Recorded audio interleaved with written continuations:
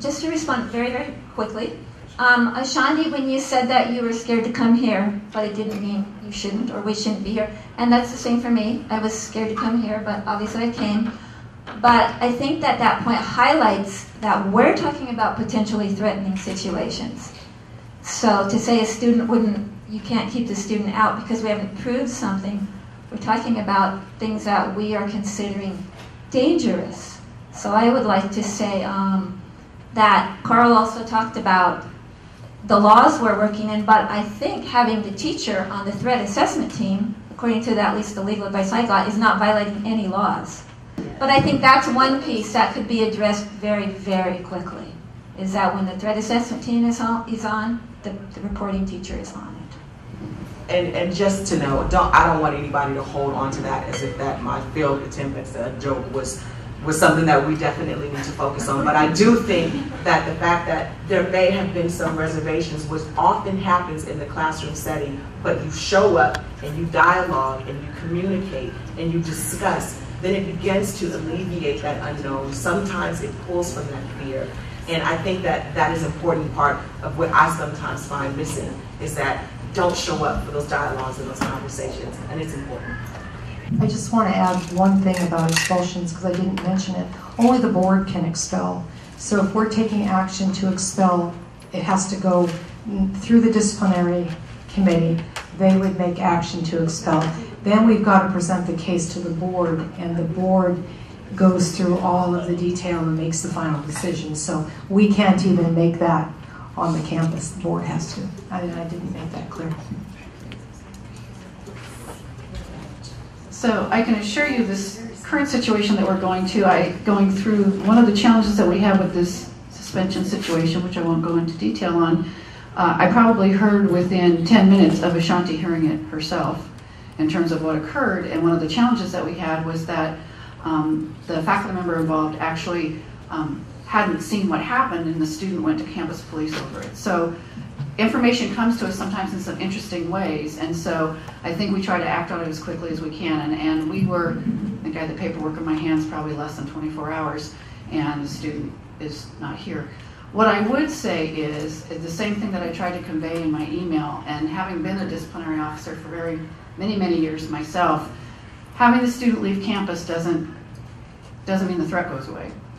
I've had faculty say, well, what if I lock my door? Well, you know, to be fair, if there's windows on the other side of your classroom and you're very concerned, locking your door doesn't keep a dangerous student out.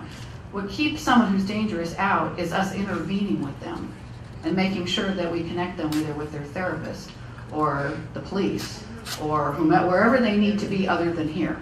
Because we're not a castle, we don't have a moat, there's no alligators. You know, there's nothing that protects us. We're in the public sphere. And if we can work successfully to get that student to a result other than coming back and being disruptive with us, that's what we need to do. And so when Ashanti talks about it takes time, or Diana talks about, you didn't say it takes a village, but and Jill too, it really does take talking to a number of different people, and you want the successful outcome for everyone. And it's not about a wait between the student or the faculty, it's a successful resolution for the whole community. And it takes a lot of work. It takes a hell of a lot of work. And I can tell you that I have been pretty scared at times in my life with threats that came against me when I was a disciplinary officer. But I can also tell you I have had students come back and thank me for suspending them. So if we work to successfully, I did, a number of times. I was out of line, you're absolutely right, I needed to sit out and saw them again as a successful human being. But the idea is not if we take action, somehow we're safe. We're not.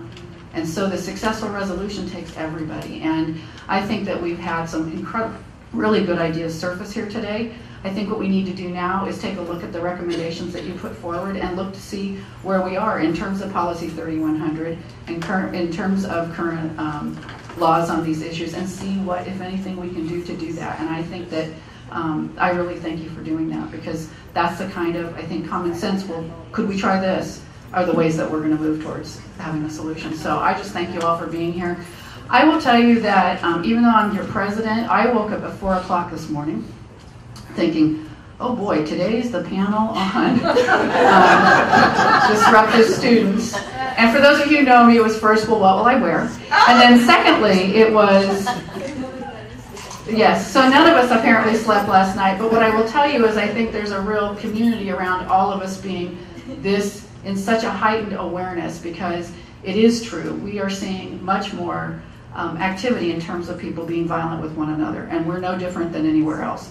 So we need to feel safe here as much as we can. But I really thank you for your candor, and we will continue this dialogue. And if you have a question, I think you have about 6 people you can now call to see what can happen. But thank you so much for being here and participating. Thank you all.